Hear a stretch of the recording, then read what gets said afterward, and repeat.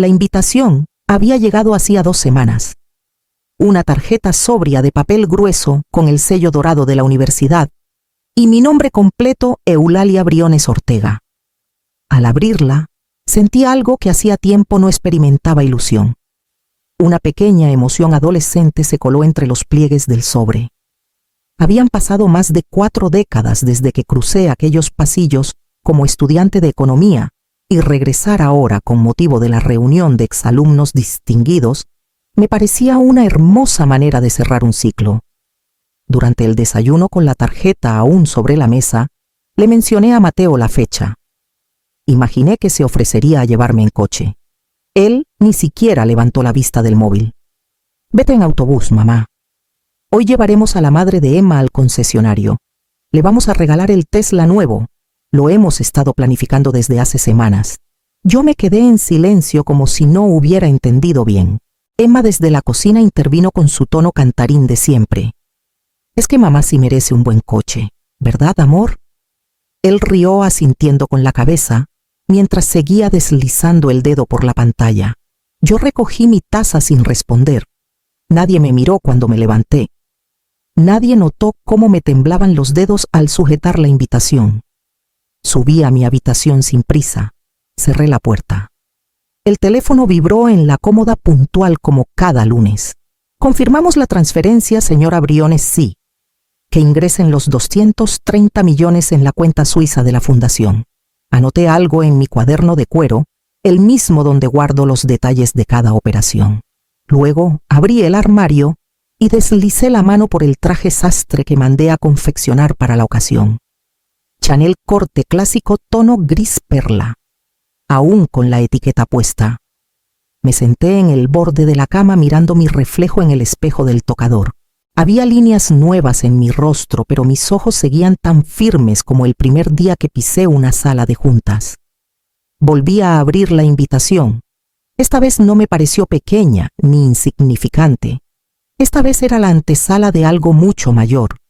Porque esta vez yo no pensaba quedarme sentada al fondo de la sala. Cuando falleció Elías, mi marido no quise disputas. Lo último que necesitaba era que su ausencia, ya tan dolorosa, se convirtiera en una excusa para dividir a la familia. Los abogados nos ofrecieron varias opciones y yo opté por la más sencilla, mantener mi participación en Valbrisa Hotels de forma silenciosa, sin alardes, sin aparecer en los consejos. Firmé los documentos que me acreditaban como accionista mayoritaria, pero con la condición de mantenerme en un segundo plano. Para el mundo yo era la viuda discreta, y eso me bastaba. Mateo entonces ya mostraba señales. Apenas se presentó en el funeral, llegó tarde y habló más de su futuro que del pasado. A los pocos meses empezó a preguntarme con tono casual sobre la casa, los terrenos del pueblo, los fondos de inversión de su padre. Le dije que todo estaba en orden, que no se preocupara, y se relajó. Siempre lo hacía cuando pensaba que tenía todo bajo control. Con los años su desdén fue tomando forma. Comentarios sueltos, medias sonrisas, silencios selectivos. Si hablaba de algo que me interesaba, cambiaba de tema. Si le ofrecía consejos, se excusaba con prisa. Cuando insistía en acompañarlo a algún evento familiar, me decía que mejor no, que había poca gente de mi edad.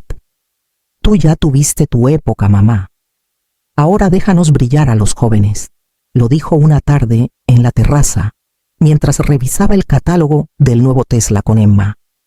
Ella rió como si fuera una ocurrencia inocente. Yo asentí y me levanté a preparar el té. Volví a mi cuaderno, al que nunca ha prestado atención. En la primera página, escrita con tinta azul, está la misma frase: desde hace 15 años, todo llega a su tiempo. He financiado hoteles en 5 países. He negociado con ministros y empresarios que ni siquiera saben que el apellido Briones está detrás de su éxito. Siempre preferí la eficacia al reconocimiento. Pero llega un punto en que hasta el silencio empieza a pesar. Y entonces una simple matrícula de coche reveló un detalle que ellos habían olvidado revisar. El vídeo apareció esa misma tarde en redes.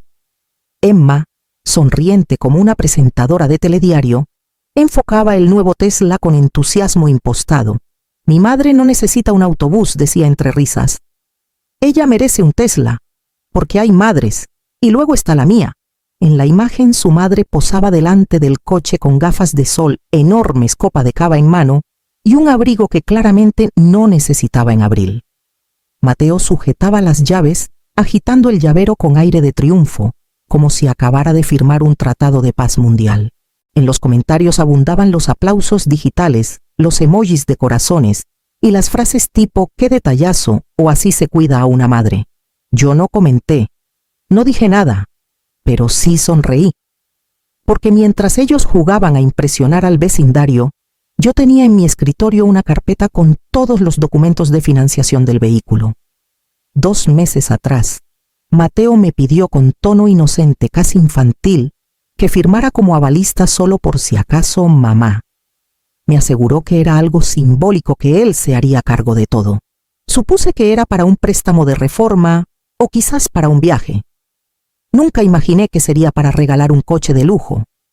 O quizás sí lo imaginé, pero firmé igual, porque hay momentos en que conviene dejar que otros crean que están ganando. Nunca transfirieron la titularidad.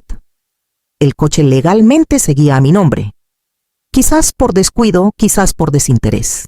Pero ahora que el vídeo se había hecho viral, el pequeño detalle de la propiedad podía convertirse en una anécdota o en una lección. Esa noche imprimí una copia del contrato y la guardé en mi bolso, no porque pensara usarla de inmediato, sino porque empecé a comprender que ciertos errores no deben corregirse enseguida. Algunos deben madurar, como las frutas amargas que solo se recogen cuando es el momento justo. Y ese momento yo sabía se acercaba, porque la reunión de exalumnos estaba a la vuelta de la esquina. La mañana amaneció limpia con ese cielo azul claro que a veces regala Zaragoza en primavera. Me até el pañuelo al cuello, abotoné el abrigo de lana gris y salí con paso sereno hacia la parada del autobús. En el bolso llevaba lo justo móvil, pañuelos, el cuaderno de cuero y un sobre con algunos documentos que, aunque nadie los había solicitado, yo consideraba prudente llevar. Durante el trayecto me senté junto a la ventanilla y observé cómo la ciudad despertaba. Las calles eran las mismas de siempre, pero algo en mi interior había cambiado. No sentía rencor, sentía claridad. Al llegar al campus bajé con calma y caminé hasta la entrada principal. Habían decorado con pancartas elegantes mostradores de acreditación y un pequeño grupo de estudiantes en prácticas que sonreían demasiado. Me acerqué a una joven con coleta y gafas grandes. Le mostré mi nombre. Briones, Eulalia leyó en voz alta repasando la lista. Ah, sí, usted está en la categoría especial. Invitada de honor, reservado por dirección. Acompáñeme, por favor. No dije nada. Solo asentí mientras me guiaba hacia un pequeño salón reservado, decorado con flores frescas y café recién hecho. Dejé el abrigo sobre el respaldo de una silla y me miré un instante en el espejo lateral. El traje Chanel seguía impecable. Minutos después, vi desde la ventana cómo llegaba el Tesla. Mateo bajó primero revisando que la matrícula estuviera limpia. Emma descendió con su habitual elegancia impostada y la suegra salió la última sosteniendo su bolso como si fuera una invitada en Cannes. Los vi entrar con la seguridad de quienes creen tener un lugar asegurado. Se dirigieron al mostrador principal. La recepcionista sonrió, les pidió nombres y los indicó hacia la zona general. Yo regresé a mi asiento, tomé el café y abrí mi cuaderno. En la primera página, bajo la frase ya conocida, añadí una nueva línea. Hoy no se trata de venganza, se trata de ser vista. Y por primera vez en años supe que lo sería, porque ya empezaban a preparar el auditorio. El salón de actos se fue llenando con lentitud ceremoniosa. Rostros conocidos y ajenos tomaban asiento mientras una música suave flotaba en el aire. Yo permanecí sentada en la fila reservada, apenas 2 filas detrás del escenario, con la vista fija en el telón rojo que aún ocultaba la pantalla principal. A los pocos minutos las luces se atenuaron. Un asistente se acercó a mí con un discreto gesto de cabeza, como si supiera que no debía decir nada más. El presentador tomó el micrófono y con tono grave anunció el comienzo de la ceremonia. La pantalla se iluminó de golpe con un video cuidadosamente editado. Imágenes de playas mediterráneas, recepciones de lujo, reuniones diplomáticas y titulares de prensa comenzaron a desfilar. En el centro de todo, una figura constante, yo saludando a ministros en Lisboa, yo cortando cintas en inauguraciones, yo en paneles de inversión en Bruselas. Entonces el rector subió al escenario. Hoy celebramos a una mujer que ha revolucionado el turismo europeo, comenzó. Dueña del grupo Val Brisa Hotels, con presencia en 5 países. Filántropa silenciosa. Arquitecta de un modelo de expansión hotelera que ha inspirado a medio continente. Un murmullo recorrió la sala. Algunos rostros se giraron. Otros sacaban el móvil en silencio. Damos la bienvenida a nuestra exalumna distinguida, Eulalia Briones. El aplauso fue inmediato, cálido, casi sorprendido. Yo me puse de pie con calma, sintiendo cómo los ojos de decenas de personas me seguían. En la parte trasera del salón los vi. Mateo rígido como una estatua. Emma con la boca entreabierta. Y su madre, que se inclinó hacia ellos y murmuró lo suficiente como para que se oyera entre filas. ¿Pero no habías dicho que vivía de una pensión? No busqué su mirada. No era el momento. Caminé hacia el escenario con paso firme, dejando que cada paso cargara el peso de años de silencio. Cuando subí al atril, respiré hondo. Las luces me cegaban ligeramente, pero no importaba, porque desde allí podía verlos a todos. Y sabía que por fin también me veían a mí. Al llegar al atril me quité el abrigo con suavidad. El tejido del traje Chanel reflejaba la luz con sobriedad, sin estridencias, pero con la firmeza de quien no tiene nada que ocultar. Respiré hondo. El murmullo en la sala se fue apagando hasta convertirse en un silencio espeso e expectante. Tomé la palabra sin necesidad de notas. Cuando volví a esta universidad, hace más de 40 años, traía una maleta prestada y muchas ganas de aprender. Me marché con un título y con una promesa silenciosa que algún día, si tenía éxito, regresaría sin ruido, pero con resultados. Algunas cabezas asintieron en las primeras filas. Continué. Nunca me interesaron los focos. Preferí el trabajo constante, las reuniones largas, los hoteles levantados ladrillo a ladrillo. Mientras otros construían apariencias, yo construía estructuras. Mientras otros regalaban Teslas, yo firmaba acuerdos hoteleros en Dubái. Escuché algunos murmullos y entonces lo dije. Mientras se reían del autobús, yo construía un imperio. Las cámaras me enfocaron, pero yo no miré a sus lentes. Miré al fondo de la sala, a ese rincón donde sabía que estaría él.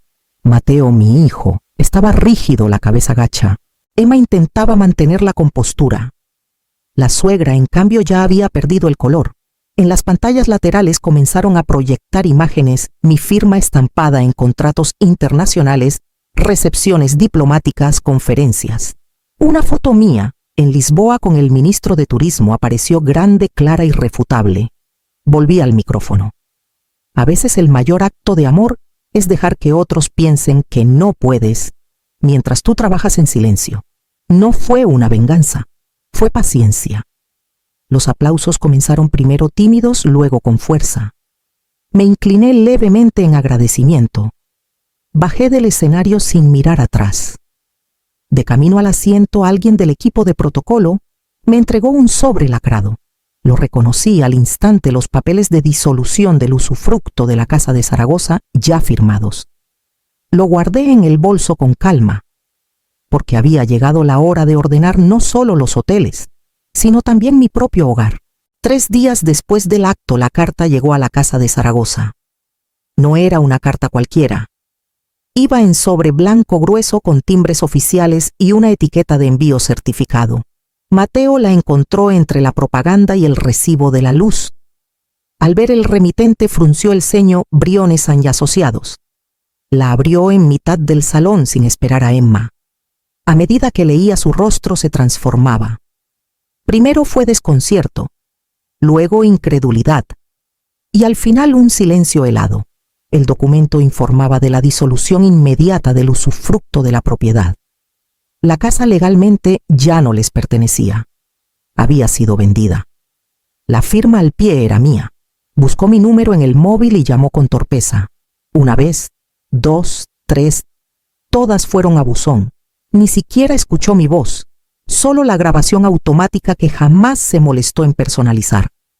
Al poco recibió un mensaje de voz. No era mío, era de Iria, mi nieta. Hola, tío. Solo quería decirte que la abuela está bien y que sí, lo de la casa es verdad. Me lo contó hace semanas. Dijo que me dejaría su parte porque yo sí la escuchaba. Porque fui la única que preguntó cómo se sentía cuando nadie más lo hacía. Mateo se dejó caer en el sofá. Emma entró entonces con una bolsa del supermercado, sin saber aún lo que ocurría. Él le mostró el papel sin decir palabra. Ella leyó en silencio. Luego lo miró con los labios apretados, pero sin preguntas. Ya empezaba a entender que las respuestas no las tendría de mí. Yo, por mi parte, estaba en un café de Salamanca revisando planos de un nuevo hotel boutique. Frente a mí, Iria tomaba notas y hacía preguntas con una atención que no veía desde hace años. Firmé el último documento del día y lo pasé a su carpeta. Luego, levanté la vista hacia ella y sonreí. Ya era hora de entregarle algo más que historias del pasado. Era el momento de abrirle la puerta del futuro. La noticia no tardó en explotar, no porque yo la hubiese empujado, sino porque la verdad, cuando se ignora demasiado tiempo, encuentra sola el modo de abrirse paso. Fue un periodista económico quien lo descubrió primero cruzando datos del registro de bienes con la viralidad del vídeo de Emma. La matrícula del Tesla coincidía con un documento oficial que llevaba mi nombre completo como propietaria legal. No había cesión registrada, ningún traspaso, ninguna compra formal, solo una firma mía estampada en la financiación. La imagen se volvió tendencia en cuestión de horas. La más compartida en Twitter era una captura del vídeo con un pie de foto que decía abuela invisible, financia Tesla, de la suegra mimada, mientras construye cadena hotelera secreta. Emma estaba furiosa. Discutía con su madre por teléfono cuando Mateo entró al salón con el rostro blanco como la pared. ¿Y si ese coche no era un regalo real?, le gritaba Emma entre sollozos. ¿Y si era parte de algo que no entendimos? Mateo no respondió. Dejó el móvil sobre la mesa, donde vibraba sin parar. Llamadas de periodistas, correos de redactores. Algunos querían confirmar la historia. Otros buscaban declaraciones. Uno incluso preguntó si era cierto que él había dicho públicamente que su madre vivía de una pensión del Estado. Sabía que el escándalo llegaría pronto al despacho. Su bufete era especialmente celoso con la reputación de sus asociados. Cualquier señal de conflicto mediático podía costarle más que una simple reprimenda. En paralelo, yo recibía correos de antiguos colegas, felicitaciones, contenidas incluso propuestas nuevas. Algunos querían asociarse en la expansión hacia Portugal. Otros simplemente querían volver a saber de mí, pero lo que más me conmovió fue un mensaje corto de Iria esa noche. La gente está descubriendo lo que yo siempre supe, abuela. Le respondí con una frase que llevaba tiempo guardando. Lo importante no es que me vean. Es que tú ya me habías visto. Al día siguiente preparé el sobre con la invitación formal para nuestra primera cena empresarial. La noche cayó suave sobre Salamanca y el aire traía ese perfume discreto de piedra antigua y vino tinto. Elegí uno de nuestros hoteles más íntimos, un boutique que ayudé a rediseñar hace más de una década, cuando aún firmaba como consultora externa para no despertar sospechas. La mesa estaba dispuesta con discreción. 12 cubiertos, velas bajas, servilletas bordadas con el escudo renovado de Valbrisa. A mi derecha Iria. A mi izquierda antiguos aliados, amigos leales, algunos de los pocos que sabían quién había estado detrás del crecimiento silencioso del grupo. Vamos a cruzar la frontera, anuncié tocando con suavidad la tablet que proyectaba el nuevo mapa. Y quiero que la próxima generación tenga rostro. Giré la pantalla hacia Iria. Ella no lo sabía aún. Directora de operaciones para la zona oeste. Portugal incluido. Los presentes rompieron en aplausos. Iria se llevó las manos a la boca con los ojos llenos de sorpresa y algo más profundo. Quizá gratitud o la confirmación de un lazo que siempre habíamos cuidado, incluso cuando otros se alejaban. Yo sentía paz. No rencor ni revancha. Solo una claridad que me había costado años. Estaba eligiendo a quien sí había estado, a quien escuchó cuando yo hablaba bajito, a quien no necesitó aplausos para quedarse cerca. La cena se transmitía por un canal cerrado solo para los socios del grupo. Pero alguien filtró la señal. No tardó en circular en redes. En una de esas transmisiones estaba Emma sola en su salón, con la copa en la mano mirando cómo la historia giraba sin ella.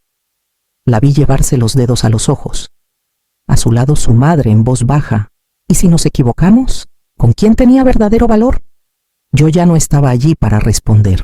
A esa hora, subí a las escaleras del jet privado que me llevaría a Lisboa con Iria, donde nos esperaban las llaves de la nueva sede del grupo.